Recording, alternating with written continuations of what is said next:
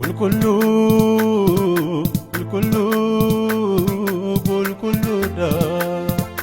kulkullu kulkullu kulkulluudha kulkullu kulkullu kulkulluudha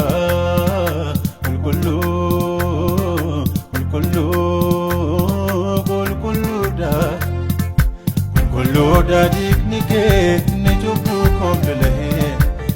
kulluudha diigni kee nanitti yoo naga'e kulluudha seerri kee mataa nyaatu namarraa kulluudha seerri kee ni gadi baase narraa kulluudha diigni kee inni cubbuu koomlola'e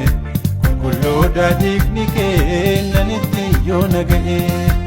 kulluudha seerri kee mataa nyaatu namarraa